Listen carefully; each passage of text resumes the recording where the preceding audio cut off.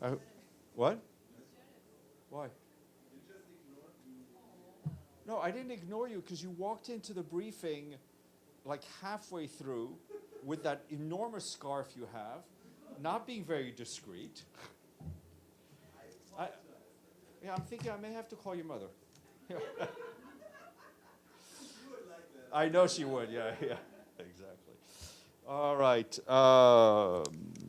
And I hope you all got to see Edie's video on World Press Freedom Day, which was really, really good. So, all right, and I'm not free from any of you, I guess. All right, in a short while, I will be joined by Cristina Duarte, who, as you know, is the Undersecretary General and Special Advisor on Africa.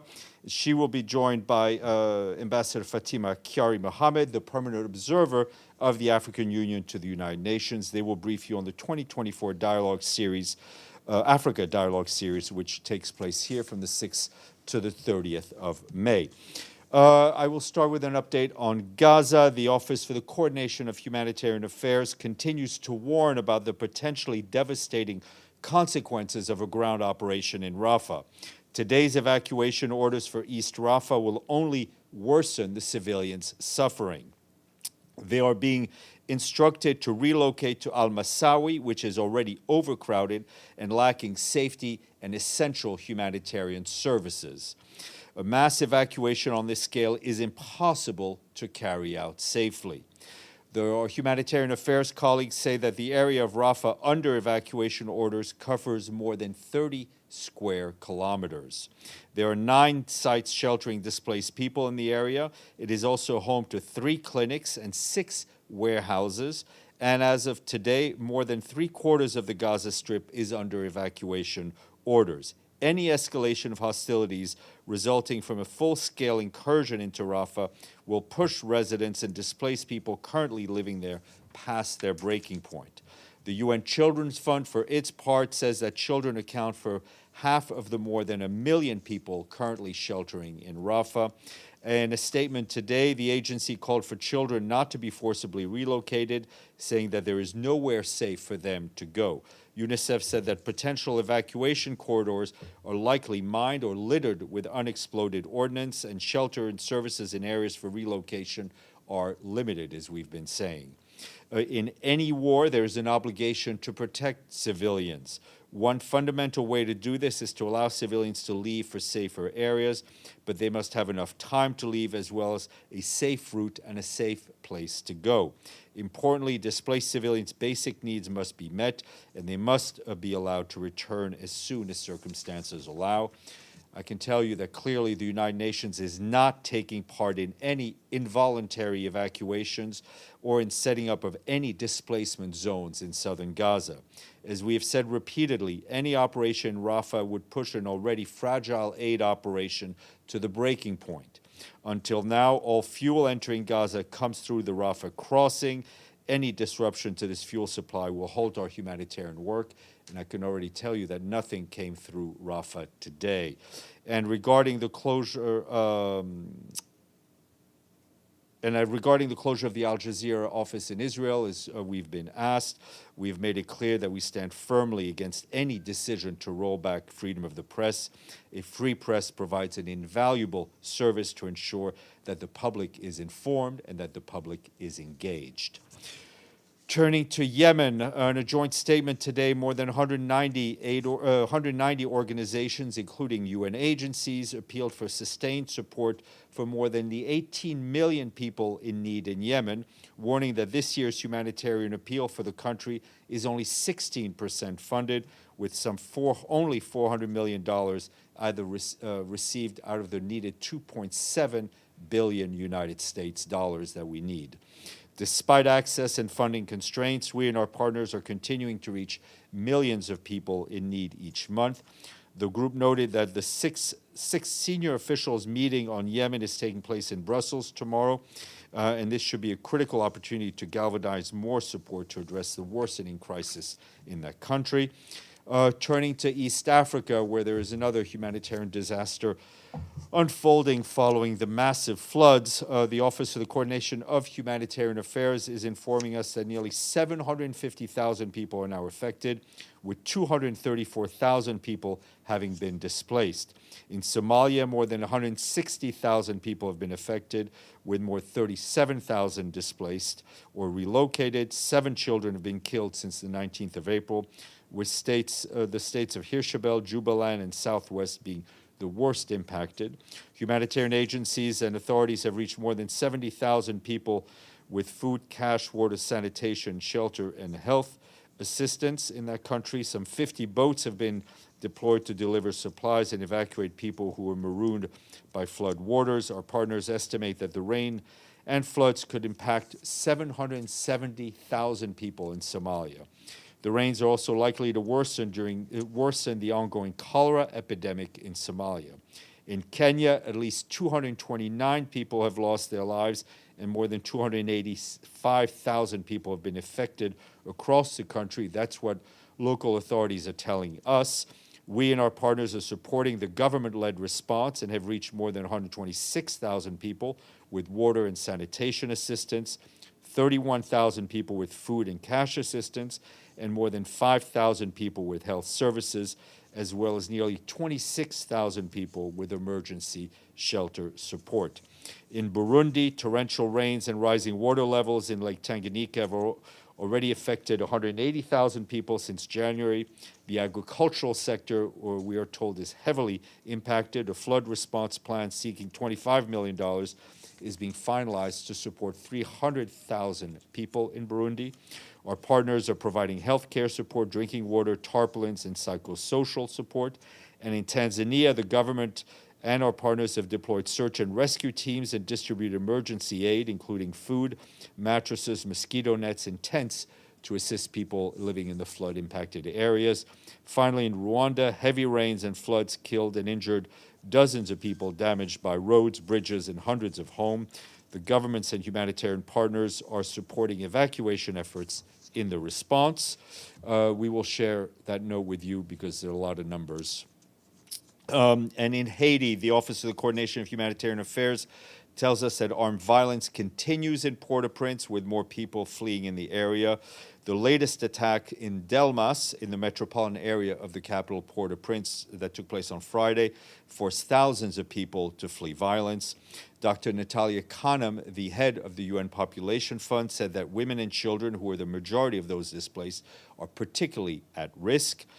Conditions in the displacement sites are deplorable, with women and girls at high risk of sexual exploitation and violence, with people struggling to secure food, clean water, and the most basic commodities. Despite the challenges in the fluid security situation, our humanitarian colleagues continue to support people in Port-au-Prince across the country. Since February, World Food Program has reached 660,000 people through its operations, including school meals, social protection, and emergency programs across the country. WHO, for its part, and its local partners have provided health assistance to more than 36,000 displaced people in 22 sites since February. And turning to Myanmar, escalating conflict there has driven displacement up by over 50% in the past 6 months, with more than 3 million civilians now displaced nationwide. That's according to UN figures as of last week. An estimated 1/3 of those displaced are children, with more than 2.7 million people having fled due to conflict and insecurity since the military takeover in February of 2021. The humanitarian community in Myanmar continues to deliver life-saving assistance to those in need. Of the nearly 950,000 people reached so far this year, nearly 500,000 are displaced. However, underfunding is severely hampering response efforts. This year's humanitarian appeal for Myanmar is of $993 million, is only 6% funded, with only $63 million in the bank.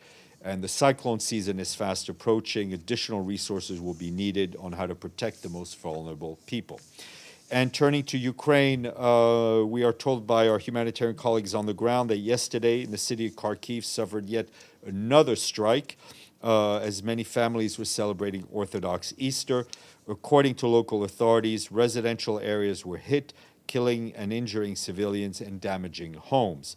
Humanitarian partners rapidly mobilized to complement the efforts of first responders. They provided meals, psychosocial support, and emergency shelter material. And again, today, more civilians were reportedly killed and injured following strike in the Zolochiv area in Kharkiv and the Petrovsk town in the Donetsk region. Meanwhile, our humanitarian colleagues say that strikes on emergency facilities are continuing. Yesterday, the Donetsk region was hit, and today, the Sumy region sustained an attack. Ukraine's energy reports that thousands of people experiencing power cuts in these two regions. Two new dues-paying countries, both in Africa, both landlocked, but it doesn't mean you have to go that far to find a beach to go swimming. Those two countries are, except it's in Africa. No, we already had Zimbabwe. You weren't even here. Yeah, I know, you got to pay attention. Though one is on the border of Lake Kivu. So that's Uganda. No, it's Rwanda. And then we'll get to your questions.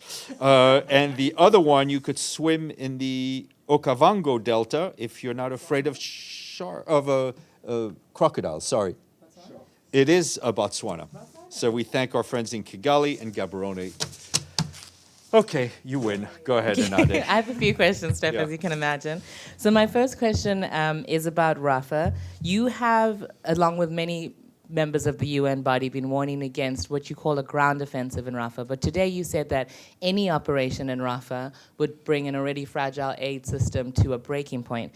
My question is, how would you describe the current strikes in Rafah that have also been linked to the evacuation orders? Do you think this is the offensive you've been warning against? Well, we don't know, right? I mean, we're just on the, in a sense, the civilians in Rafah, the UN humanitarians in Rafah, are on the receiving end.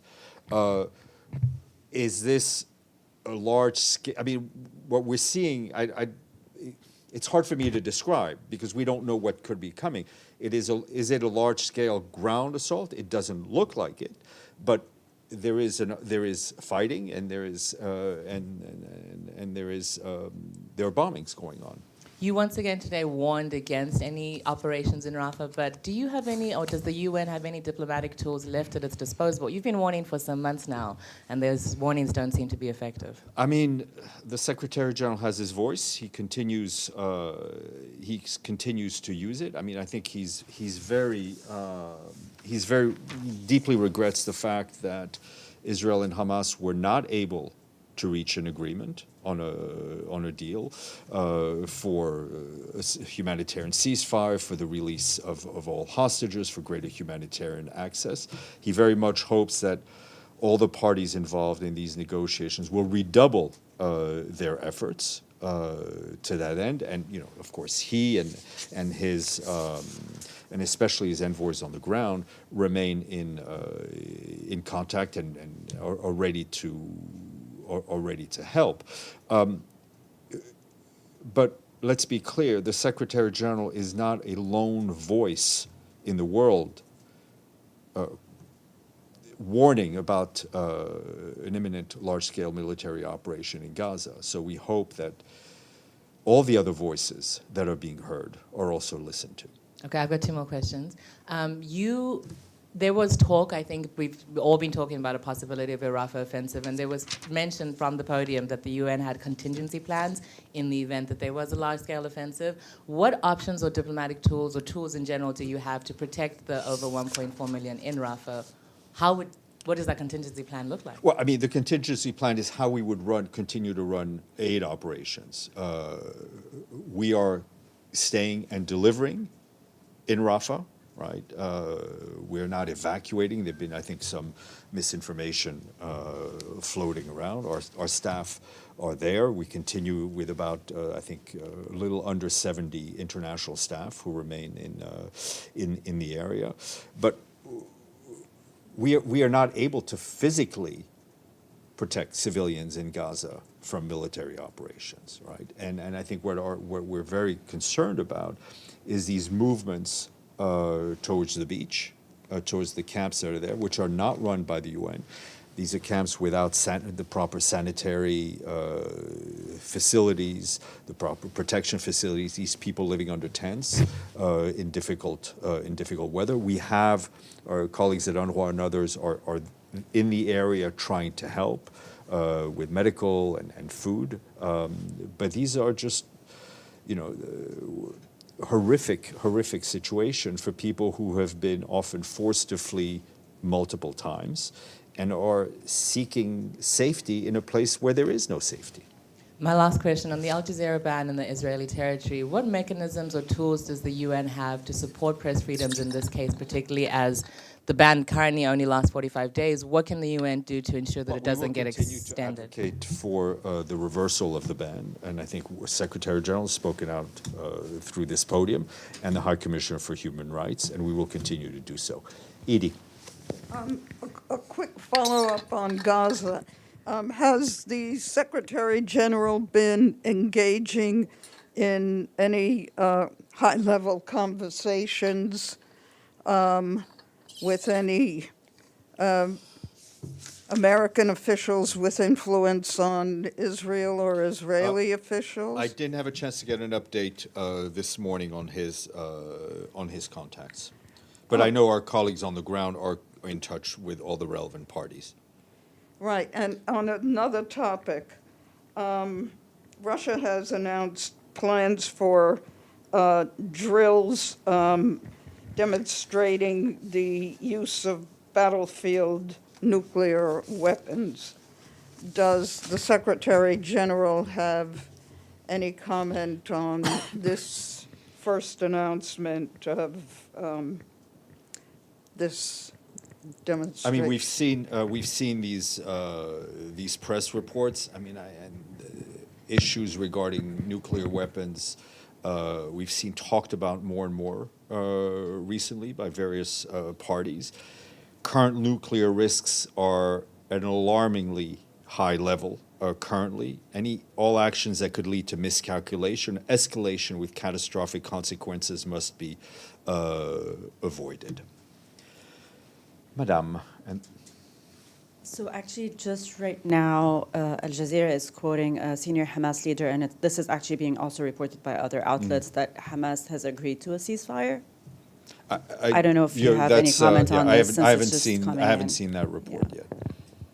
But obviously, I mean, our message is the same, that we implore the parties to redouble their efforts to come to an agreement.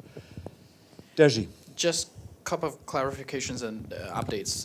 A clarification. You just mentioned that today there are no trucks passing through Rafah border crossing. Shalom. And so basically no UN operated trucks and humanitarian deliveries. That's right. There's been nothing coming in through either Karim Shalom or through Rafah today. So for Karim Shalom, the reason is still the one that Hamas attacked the Israeli soldiers there, so they closed the Karim Shalom till this moment. Or well, I mean, you have to ask them, but it's obvious. I mean, that's what is being linked by, and this is why we've been imploring for a humanitarian ceasefire. I mean, the ongoing hostilities are just piling on misery for the Palestinian people. And second clarification, you just mentioned that the UN is not in any part of this involuntary movement of this, and we've said this repeatedly, that yes. we will not be a party to any mass. Has there any request from the civilians ask UN for help to move them? Well, we are going where people are, and we're able to reach them. We are there, right? So at Mawasi, right, we have UN aid points, but these are not UN run camps. Okay. Third, and any update on the role the UN is going to play in that Gaza pier? No, the discussions on that are ongoing in terms of the critical details that we need, and those discussions discussions are ongoing. What are the critical Well, details? just the way that we're able to run an operation based on the UN's humanitarian principles in safety and in independence. Okay, the fourth update. I'm sorry, I got so many things. It's about UNOPS, former Assistant SG Van Boehm. The UN is asking him to repay $63 million, and it's been reported that you are going to hold a virtual hearing this year. Has that happened? I Any don't new have an update? update for you on that. I need to check. Okay, that'll be all. Okay. Abdelhamid? Thank you, Stéphane. On Al Jazeera banning, don't you see that the leniency in which the international community dealt with Israel in killing 130 journalists had encouraged Israel to continue this road, especially coming from like Tor Wensland and UNESCO also, which is primarily responsible for that. The leniency encouraged Israel to do what it's doing with journalists, especially after the murder of Shireen Abu Akleh, and nothing has happened to Israel. I think we have been very vocal every time a journalist is targeted, every time a journalist is killed. And we will continue to do so anywhere around the world. Your other question, sir? My second question, recently UN described those attacked the Jordanian convoy carrying food from the Jordan's bridge going to Karim Salim. They were attacked by settlers. The UN described them as civilians. Why the UN describe the settlers as just merely civilians? Don't you see that they're not army, but they are also not civilians? We use the terminology we use, Abdelhamid. No justification, Well, we didn't. no explanation why they use civilians for settlers. I think that's a discussion we can have, but that's the terminology. That's the terminology we use. Dulcie, then Deji, then we have to go to our guests who have been waiting patiently. Okay, thanks very much. The tent encampment near the beach, who's running that if it's not the UN?